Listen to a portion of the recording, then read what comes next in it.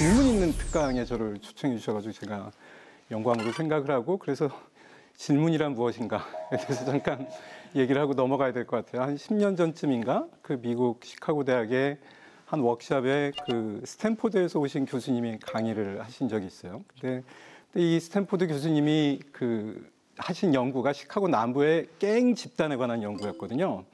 그래서 일반 대학원생들은 알아들을 수 없는 높은 수준의 기술적, 이론적 토론이 막 진행이 되다가 수줍게 어느 대학원생이 손을 한번 듭니다. 그래서 질문을 했는데 그 질문이 뭐냐면 교수님 그 연구 제목에 갱 집단이라고 했는데 집단을 정의해 주십시오. 집단이라는 말이 뭔지 모르겠습니다. 라고 했더니 장내가 이 순간 조용해지고 약 10초간 쉰 다음에 그 스탠포드 대학 교수님이 정말 훌륭한 질문이라고 하고 그거에 대한 토론으로 워크숍이 마쳐졌어요. 그 학생은 끝나고 나서 수많은 교수들로부터 엄청나게 좋은 질문을 했다는 축하 이메일을 받았거든요. 여러분의 질문이 이 오늘의 토론, 오늘의 강의를 훨씬 가치 있게 한다고 생각하셔서 그런 질문들을 좀 잘 해주시면은 저희가 좀 더 재미있게 이야기를 할 수 있지 않을까 합니다. 제목은 지금 4차 산업혁명 교육 뭐 이렇게 돼 있어요. 얼마나 제목이 지루합니까? 네. 지루해서 사실 저희가 듣고 싶은 지금 욕망이 확 떨어지잖아요. 그 개념이 무엇인가라고 자꾸 우리가 궁금증을 갖게 되면 세상에 아무리 지루한 개념도 좀 재미가 있어져요. 그래서 사실 우리가 4차 산업혁명이 무엇이고 뭐 교육은 무엇이 되어야 될 것인가라는 거에 대해 직접적으로 답하기보다는 4차는 뭐고 산업은 뭐고 혁명과 교육은 무엇인가 라는 질문을 한다고 생각을 한번 해보죠. 근데 이제 4차는 그런 뭐 새로운 에너지원이나 기술이 결정하는 것이 아니고 우리가 이미 가지고 있는 모든 기술들 사이에 결합과 건너뛰기가 벌어지는데 도대체 그게 어떤 결과를 가져올지 모르겠다라는 그런 불확실성. 사실 이것 때문에 그렇습니다. 그러면은 지금 제가 말씀드린 대로 4차 산업혁명이 지금 불확실하단 말이에요. 그럼 불확실하면 기분이 어떠세요? 불안하죠. 지금 여러분이 느끼시는 어떤 그 불안이나 불안감이 사실은 우리가 생각하는 4차 산업혁명의 특징이 아니냐. 이전과는 다르게. 소년중앙 어깨동무 이런 건 잘 모르시죠? 네, 보신 적 없죠? 아시는 분 손 한번 들어볼까요? 네, 네. 그래도 꽤 있어요. 네네네네. 굉장히 저보다 어려 보이시는데 다들 아시네요. 자, 저희가 소년중앙 어깨동무 10년 후에 제가 어렸을 때는 매년 10년 후에 저런 만화들이 실렸습니다. 70년대, 80년대. 제목은 똑같았어요, 매년. 서기 2000년이 오면. 저 안에 그린 그림들이 다 지금 현실이 됐습니다. 뭐 손으로 TV를 본다, 뭐 얼굴을 보면서 전화를 한다. 그 수학여행 달나라로 가는 것 빼놓고는 다 됐어요. 20세기의 사람들은 21세기를 기대하면서 왠지 희망에 가득 찼었다는 거예요. 굉장히 좋은 일이 우리한테 벌어질 거야. 근데 4차 산업혁명은 20세기에서의 21세기와 다르게 사람들이 무지하게 불안해한다는 거예요. 이래서 지금 다루고 우리가 좀 이전의 생각보다 좀 다른 생각을 해야 된다는 겁니다. 사실은 이 고용에 대한 공포 때문에 그렇습니다. 불안하세요? 네. 사실은 토마스 피케티가 지금 유행을 했었잖아요. 불과 1, 2년 전만 해도. 그리고 최근에 이제 정부 정책과도 많이 연관이 돼 있습니다. 이게 지금 불평등 곡선인데 2차 대전 이후에 점점 떨어지다가 7, 80년 이후에 계속 올라가고 있다. 그게 첫 번째 핵심이고 두 번째는 전 세계가 다 그렇다. 이 불평등은 피할 수 없다라는 이제 비판적인 어떤 책입니다. 그래서 우리가 뭔가를 고쳐야 된다라는 그런 저작인데 저 책이 무지하게 두꺼워요. 그래서 제가 다 안 읽어봤을 가능성이 되게 높잖아요. 여러분은 어떠세요? 이게 좋은 방법은 아니지만 굉장히 중요한 저작이나 이런 걸 있을 때 이걸 빨리 읽을 수 있는 방법을 하나 제가 알려드릴까요? 그건 뭐냐면 그 저작을 싫어하고 비판하는 사람의 논문을 찾아 읽으세요. 그러면 그거를 비판하기 위해서 무지하게 자세하게, 물론 훌륭한 사람들이 쓴 비판 논문을 읽어야 됩니다. 그럼 피케티를 지금 어떻게 비판을 하느냐? 첫 번째는 데이터의 차이예요. 그러니까 우리의 그 소득의 분포에 대한 통계는 서베이를 통해서 합니다. 근데 피케티는 서베이 데이터를 싫어했어요. 왜냐하면 사람들이 정직하게 대답을 안 한다고. 그래서 피케티는 텍스 데이터를 가지고 있습니다. 세금 데이터를 가지고. 근데 그 세금 데이터에도 단점이 있어요. 그래서 이런 데이터의 문제에 대해서 비판을 하고, 두 번째는 불평등이 심화되는 것과 한 지역이 가난하게 되는 것과는 상관이 없다라는 겁니다. 그죠? 그러니까 부자와 가난한 사람의 차이가 많아도 전체적으로는 부자인 선진국이 그런 거예요. 예. 그 선진국에도 거지는 있잖아요. 이제 그런 거고 제가 좀 그런 걸 가지고 이제 비판하고 많은 사람들이 받아들이는데 그럼에도 불구하고 이렇게 피케티를 미워하고 싫어하는 사람들이 피케티와 동의하는 게 있습니다. 그게 뭐냐면 어쨌든 불평등은 늘어났다는 거예요. 그게 첫 번째고 두 번째는 그럼 불평등이 왜 일어났냐? 그게 첫 번째 이유가 세계화 때문이고 두 번째 이유가 IT 산업 때문이라는 거예요.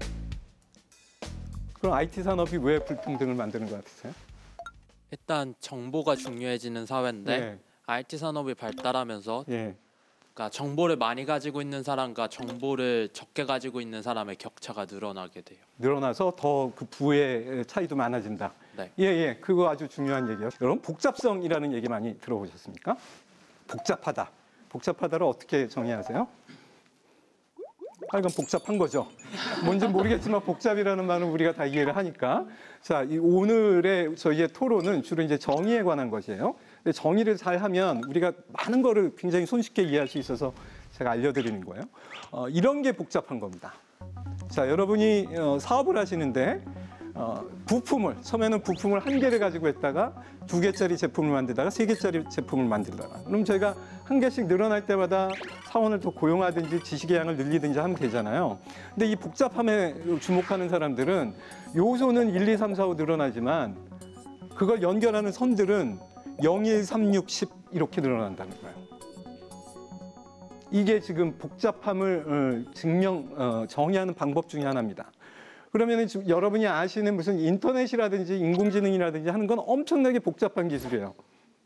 왜냐하면 지금 여러분 가지고 계신 핸드폰 안에 있는 트랜지스터의 개수가 옛날에 달나라에 보낼 때 썼던 총 컴퓨터의 트랜지스터 개수보다 많아요. 지금 그만큼 지금 복잡해지는 거거든요. 근데 이 복잡성 시대에는 어떤 일들이 생기냐면 복잡하면 복잡할수록 비용이 무지하게 증가를 해버립니다. 이게 지금 특징이에요. 그래서 이전까지는 무언가를 계속 투입을 많이 하면 더 좋아졌다면 지금은 투입을 많이 할수록 나빠지는 현상들이 지금 시장과 산업계에 지금 벌어지고 있습니다. 여기서 파란 선은 내가 얻을 수 있는 이득이라고 보시면 되고 빨간 선은 비용이에요.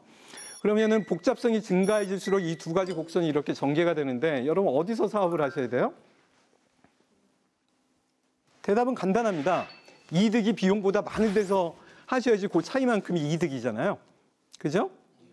근데 너무나 놀랍게도 비용이 이득보다 많은 쪽에 자꾸 회사들이 들어가려고 노력한다는 거예요. 이게 이해가 가능하세요? 솔직하게 저는 안 돼요. 예. 죄송해요. 너무 복잡해요. 내가 망하기 위해서 머리가. 들어간다. 근데 우리나라에 저런 회사가 있는 거 아세요? 1년에 몇 천억씩 적자 보면서 몇 시간 내에 배송해 주겠다는 회사가 있어요. 그 회사가 왜 그런 바보 같은 짓을 할까요? 선점? 독점. 독점하면 모든 게 해결되기 때문에 그래요. 그리고 사실은 이건 인터넷 시대의 전략이 아니고 20세기에 여러분이 기억하시는 모든 세계적인 기업들이 했던 전략입니다. 그리고 근데 지금은 이게 복잡성 기술과 연관이 돼 있어요. 그래서 여러분 잘 아시는 구글, 페이스북 이들이 하는 AI는 얼마나 복잡하겠습니까? 근데 너무나 복잡해서 이 회사밖에 못 하는 거예요, 이제. 근데 독점을 하게 되면 아무리 비용이 높아져도 얼마든지 비용을 자기가 얻어낼 수가 있어요. 사실 복잡함을 감당할 수 있는 회사나 플레이어나 부자들은 굉장히 소수가 될 수밖에 없는 그런 논리적이고 필연적인 구조가 지금 있다는 겁니다. 이게 지금 우리가 감당해야 될 불평등의 커다란 힘 같은 것들이에요. 여기에 이의를 제기하고 싶은 분 없으세요? 근데 문제는 뭐냐면 소위 지식인과 뭐 미래학자와 세상을 설명하거나 예측하시는 분들이 직전 과거의 경험으로부터 자유롭지가 않다는 거예요. 그리고 그거에 맞춰서 자꾸 미래를 볼 수밖에 없다는 거고 그것보다는 여러분들은 우리가 처음에 뭐라고 얘기했죠? 4차 산업혁명은? 불확실하다. 사실 그 불확실한 느낌에 계속 가지고 계신 게 훨씬 유용합니다. 지적으로나 경험적으로나. 우리 불확실한 거 싫잖아요. 내가 망할 것 같아도 뭔가 확실한 게 알고 싶잖아요. 확실한 거. 근데 사실 내가 한 사람의 인간으로서 오롯이 쓰는 건 사실 불확실한 것과 계속 대화하는 겁니다. 그래서 사실은 우리가 여러 가지 데이터를 보면 볼수록 우리가 미래에 대해서 예측하거나 예단할 수 있는 것들은 굉장히 적어진다. 그래서 우리가 하는 거는 뭔가 가장 확실한 대안을 선택하는 것이 아니고 어떤 일들이 닥쳐도 견디어낼 수 있는 나 자신의 내성을 키우는 거예요. 그것이 사실은 4차 산업혁명의 무엇인가에서 특히 4차와 관련된 에서 제가 여러분들께 드리고 싶은 이야기였습니다.